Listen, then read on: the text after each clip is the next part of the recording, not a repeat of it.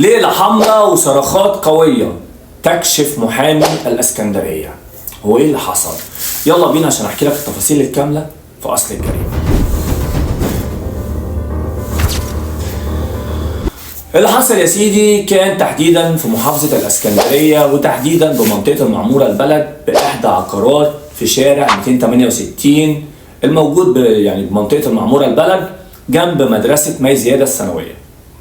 ان في محامي من شهر 10 اللي فات، شهر اكتوبر اللي فات، راح اجر شقة او دور ارضي عشان خاطر يسكن فيه. ولما عرضوا عليه طبعا اهل المكان دوت ان هو يسكن في دور علوي، لا هو رفض، لان قال لهم طبعا عمل حجه ان هو المفروض مع مراته، ومراته ديت عندها قدمها وجعها وما بينفعش انها تطلع السلم، حاجات كتير يعني.